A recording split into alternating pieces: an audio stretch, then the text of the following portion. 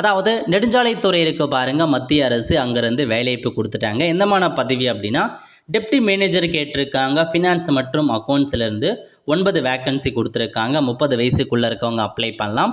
சேலரியை பொறுத்த வரைக்கும் 56,100 ரூபாய் ஸ்டார்டிங்கில் சேலரி கொடுக்குறாங்க. நெக்ஸ்ட்டு லைப்ரரி இன்ஃபர்மேஷன் அசிஸ்டன்ட் கேட்டிருக்காங்க. ஒரே ஒரு வேக்கன்சி. ஸோ 35,400 ரூபா சேலரி கொடுக்குறாங்க. ஜூனியர் டிரான்ஸ்லேஷன் ஆஃபீஸர் கேட்டிருக்காங்க. ஒரு வேக்கன்சி 35,400 ரூபா சேலரி கொடுக்குறாங்க. அக்கௌண்டன்ட் கேட்டிருக்காங்க. 42 வேக்கன்சி 92,300 ரூபா சேலரி கொடுக்குறாங்க.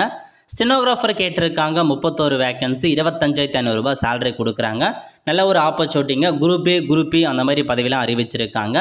ஸோ அது அடுத்த கட்டமாக அப்படியே கீழே வந்தீங்க அப்படின்னா மற்ற இன்ஃபர்மேஷன்ஸ் பற்றி கொடுத்துருக்காங்க. ரிசர்வேஷன் என்ன அதெல்லாம் அறிவிச்சிருக்காங்க. அதுக்கப்புறம் டிஃப்ரெண்ட் டேபிள் பர்சன் யார் யாரெல்லாம் அப்ளை பண்ணலாம் அதுவும் கொடுத்துருக்காங்க.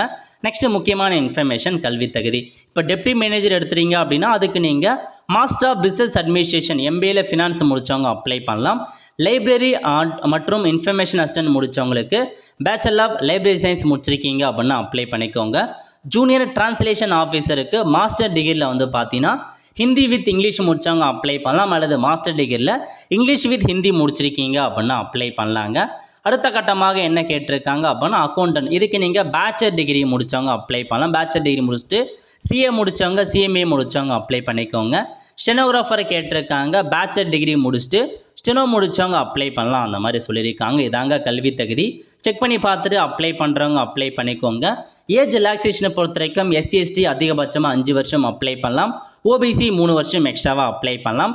இந்த வேலைக்கு அப்ளை பண்ணுறதுக்கான ஃபீஸை பொறுத்த வரைக்கும் அன்ரிசர்வ்ட் கேட்டகரி ஓபிசிக்கு வந்து பார்த்தா 500 ரூபாய் ஃபீஸ் பேமெண்ட் பண்ணுற மாரி இருக்கும். எஸ்சி எஸ்டி பிடபிள்யூ கேட்டகரிக்கு ஃபீஸ் பேமெண்ட் பண்ண தேவையில்ல, ஃப்ரீயாகவே அப்ளை பண்ணிக்கலாங்க.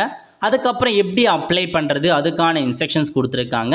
எக்ஸாம் ப்ராசஸை பொறுத்த வரைக்கும் உங்களுக்கு 2 எக்ஸாமினேஷன் இருக்கும் அப்படின்னு சொல்லியிருக்காங்க. CBT 1 அதுக்கப்புறம் CBT 2 அதுக்கப்புறம் இன்டர்வியூ இருக்கும் அப்படின்னு சொல்லியிருக்காங்க. டயர் 1 மற்றும் டயர் 2 எப்படி இருக்க போது அதுக்கான பேட்டர்ன் எல்லாமே கொடுத்துருக்காங்க. ஒவ்வொரு போஸ்ட்டுக்கும் எக்ஸாம் பேட்டர்ன் மென்ஷன் பண்ணியிருக்காங்க. செக் பண்ணி பார்த்துட்டு அப்ளை பண்ணிக்கோங்க. எக்ஸாம் பொறுத்த வரைக்கும் தமிழகத்தில் சென்னையில் மட்டும்தாங்க எக்ஸாமினேஷன் வைக்கிறாங்க. ஸோ இதான் இந்த ஜாப்க்கான மொத்த இன்ஃபர்மேஷன். அப்ளை பண்ணுறவங்க செக் பண்ணி பார்த்துட்டு தாராளமாக அப்ளை பண்ணிக்கோங்க. லிங்க் எல்லாமே நான் வந்து டிஸ்கிரிப்ஷன் வந்து கொடுத்துட்றேன்.